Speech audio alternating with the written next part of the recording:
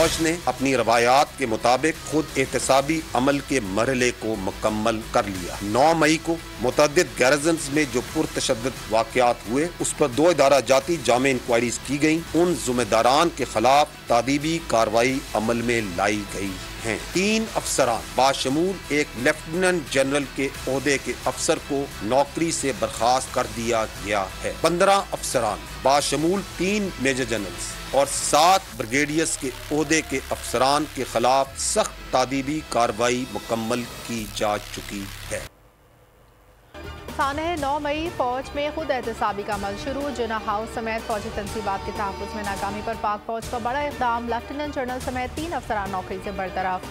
3 major generals और 7 brigadier समेत 15 अफसरान के खिलाफ तादीबी कार्रवाई मुकम्मल। DG ISPR major general Ahmed Sharif Chaudhry ने प्रेस कॉन्फ्रेंस में कहा कि एक रिटायर्ड 4 स्टार की नवासी एक रिटायर्ड 4 स्टार के दामाद भी गिरफ्त में है। गैरिजन्स, GHQ और फौजी तनसीबात का तक़द्दुस बरकरार रखने में नाकामी पर फौज में बिला तफ़रीक़ खुद एहतसाबी का अमल किया गया। जितना बड़ा ओहदा होगा उतनी बड़ी जिम्मेदारी निभाना पड़ती है। फौजी अदालतें 9 मई के बाद कायम नहीं की गईं। आर्मी एक्ट के तहत फौजी अदालतों में 102 शरपसंदों का ट्रायल जारी है। तमाम मुल्ज़िमान को कानूनी हक़ हासिल है।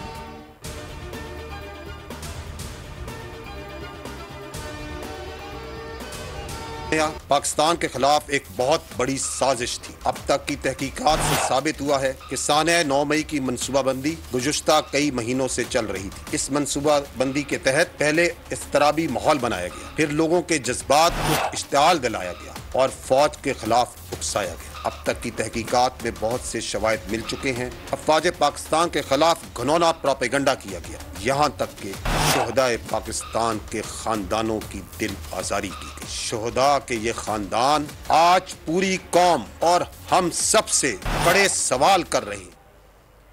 तहकीकात से साबित हुआ 9 मई की मनसूबाबंदी चंद माह से जारी थी। 9 मई के सानहे का इल्ज़ाम फौज पर लगाने से ज्यादा शर्मनाक कोई बात नहीं। सानहा 9 मई की जितनी मजम्मत की जाए कम है। DG ISPR की न्यूज़ ब्रीफिंग। कहा 9 मई का सानहा इंतहाई अफसोसनाक काबिल मजम्मत है। मास्टरमाइंड ने कौम के बच्चों को तासुर दिया कि फौज के खिलाफ चलना जायज़ है। जो काम दुश्मन 75 साल में न कर सका वो मुट्ठी भर लोगों के सहूलतकारों ने कर दिखाया। इक़्तिदार में हविस में झूठा प्रोपेगेंडा चलाया, इनकलाब का झूठा नारा लगाकर बगावत पर उकसाया। शरअंगेज़ बयानिए से लोगों की जहन साजी की गई। तहकीकात में बहुत से शवाहिद मिल चुके, मजीद मिल रहे हैं। मुलविस अफराद को सजा ज़रूर मिलेगी।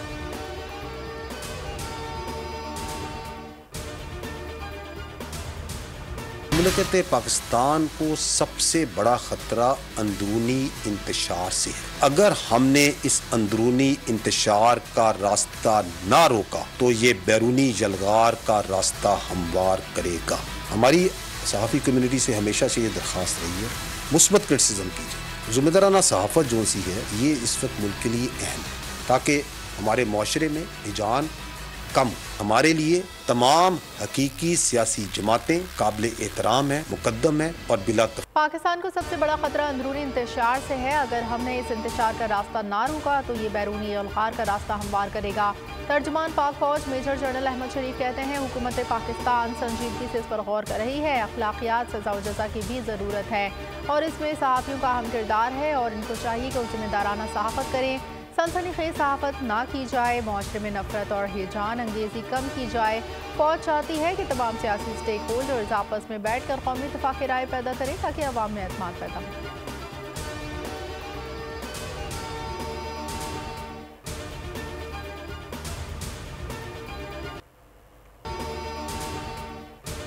9 मई से आज तक मुल्ज़िमान की मुलाकात क्यों नहीं कराई जा रही? मुल्ज़िमान को अहल खाना से क्यों नहीं मिलवाया जा रहा? मिलिट्री कोर्ट से मुतालिक केस में चीफ जस्टिस के रिमार्क समाअत आज फिर होगी। चेयरमैन PTI के वकील उज़ैर भंडारी कल दलाइल जारी रखेंगे। चीफ जस्टिस उमर बंदियाल ने इस्तफ़सार किया, रिमार्क्स दिए। 102 ज़ेर हिरासत अफराद को अहल खाना से मिलने की इजाज़त दी जाए।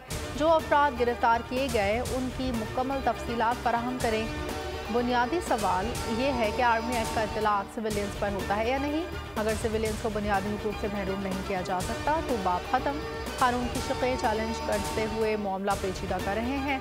उम्मीद है कि इस केस की समाअत के दौरान किसी सिविलियन का मिलिट्री ट्रायल नहीं किया जाएगा।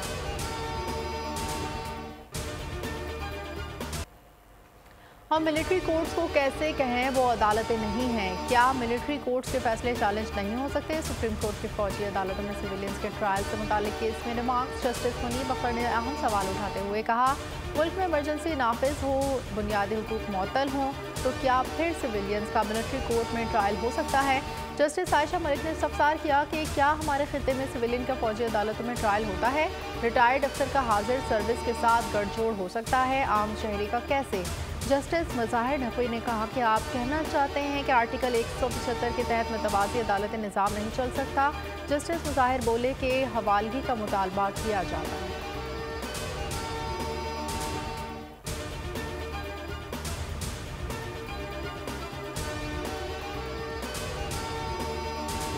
नौ मई के मुल्ज़िमान को कानून के मुताबिक सज़ा दी जाए। चेयरमैन PTI मुल्ज़िमान की रिहाई का नहीं, कानून पर अमल का मुतालबा कर रहे हैं। वकील उज़ैर भंडारी के दलाइल। अटॉर्नी जनरल की कल फौज की तहवील में मुल्ज़िमान की फहरिस्त पेश करने की यकीन दहानी।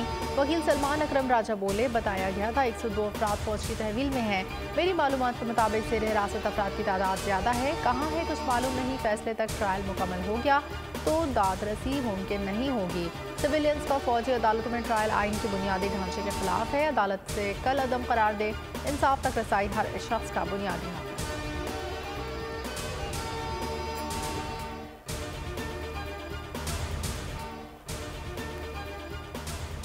सिविलियन का मिलिट्री कोर्ट्स में ट्रायल करने वाला सुप्रीम कोर्ट का बेंच फिर टूट गया। जस्टिस मंसूर अली शाह बेंच से अलग, अदलिया वक़ार के उसूल पर खुद को बेंच से अलग कर रहा है।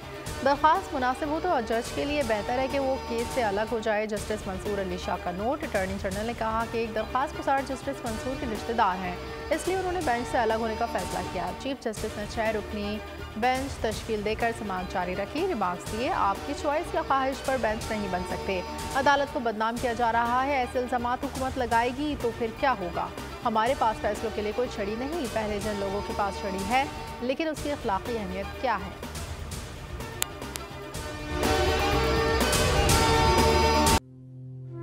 तू की जाने यार अमीरा, रोटी बंदा खा जाती है। यूनान में कश्ती उलटने का अलमनाक हादसा। उदास आंखें, चेहरों पर मायूसी, दिलों में अब भी प्यारों के बच जाने की आस। मेरी दरखास्त है वज़ीर आज़म अगे, जल्दी तो जल्दी मेरे बच्चे की तलाश की जाए। गम की इस घड़ी में बोल रहा अपनों के साथ, सहाफती फराइज को निभाते हुए पहुंचाई हर खबर अवाम तक। और यूनान में महाजरीन के जहाज को हादसे के बाद अब रेस्क्यू ऑपरेशन खत्म हो चुका है। 68% अवाम ने कश्ती हादसे की पल पल की खबर से जुड़े रहने के लिए देखा सिर्फ बोल न्यूज, क्योंकि बोल है पाकिस्तान का नंबर 1 न्यूज चैनल। सब्सक्राइब करें और बेल दबाएं ताकि कोई खबर रह न जाए।